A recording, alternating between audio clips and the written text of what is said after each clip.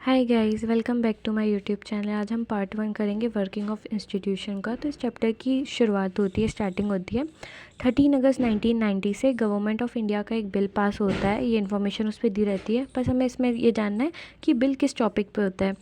तो इसमें लिखा होता है 27% of vacancies in civil post and services under the government of India shall be reserved for socially and economical backward classes.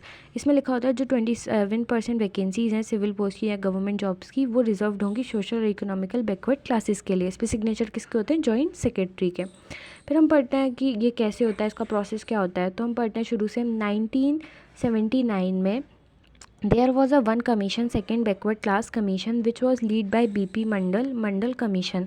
1979 में एक कमीशन थी जिसका नाम था सेकंड बैकवर्ड क्लास कमीशन, जिसको कौन लीड कर रहा था? बीपी मंडल, इसीलिए उसको मंडल कमीशन कहा जाता था।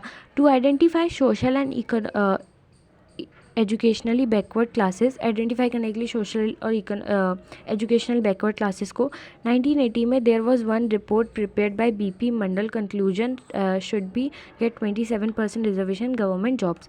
1980 में एक रिपोर्ट प्रिपेयर करी गई, बीपी मंडल ने कंक्लूड करा कि इन लोगों को रिजर्वेशन मिलेगा गवर्नमेंट के द्वारा। 9 साल के बाद, ये 9 साल तक कुछ नहीं हुआ इनमें कि रिजर्वेशन मिला, कुछ नहीं मिला, कुछ काम नहीं हुआ।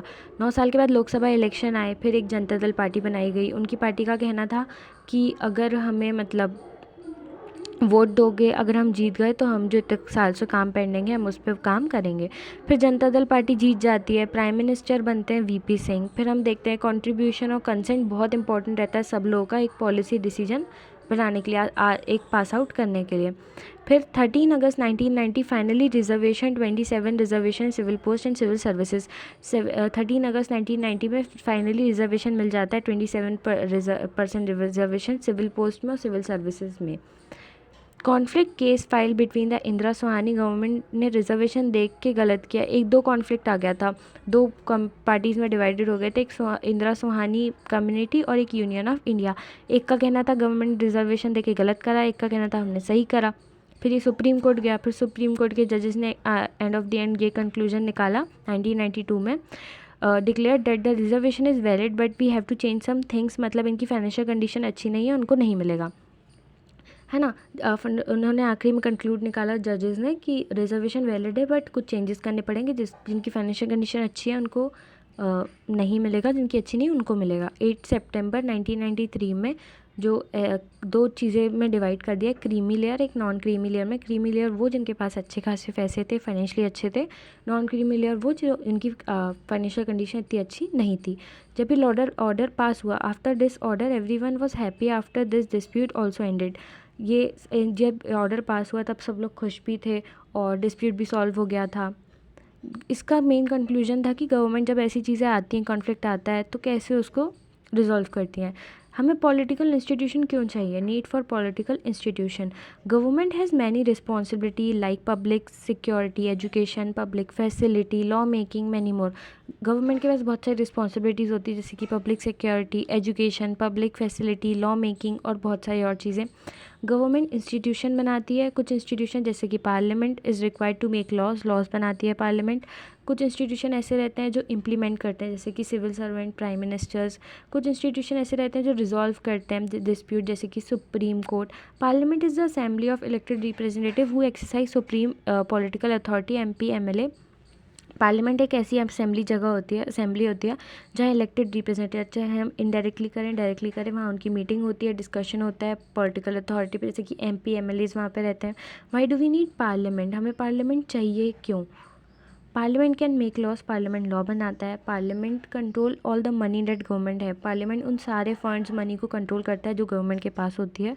Parliament exercise some control over the run the government, जो गवर्नमेंट रन करता है, CM, prime minister, chief minister, उन पे भी कुछ कंट्रोल रखता है। पार्लियामेंट 2 हाउसेज में डिवाइडेड है, लोकसभा, राज्यसभा।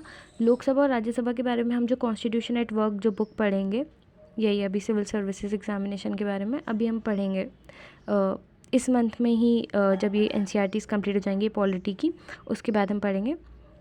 उसमें बहुत अच्छे से दिया हुआ है, तो हम उसमें ज़्यादा डीपली पढ़ेंगे, उसमें बहुत ज़्यादा अच्छे से इनके चीज़ों के बारे में दिया हुआ है।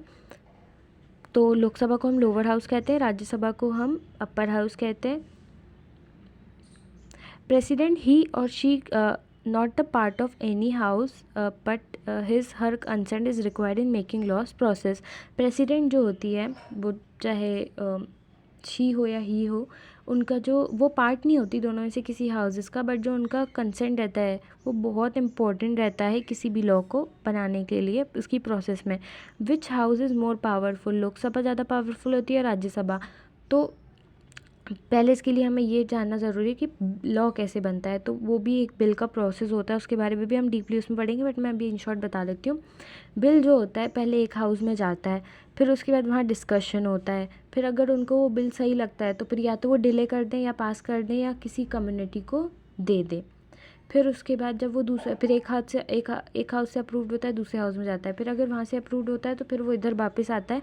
फिर अगर वो एक हाउस को मतलब सही लगता है, दूसरा हाउस को नहीं लगता, तो फिर एक जॉइंट सिटिंग होती है, फिर उसमें डिस्कस होते हैं सब चीज़ें. फिर आखिरी में जाके जब वो सब चीज़ें डिसाइड हो जाती हैं, फिर प्रेसिडेंट के पास जाता है उनके कंसेंट के लिए, फिर वो जाके बिल पास होता है. सबसे ज़्यादा पावरफुल कौन सी होती है, लोकसभा होती है सबसे ज़्यादा पावरफुल. अब हम नेक्स्ट पार्ट में कंटिन्यू करेंगे. Thank you. अगर आपको वीडियो अच्छी लगी हो तो लाइक कमेंट और subscribe my channel. Thank you.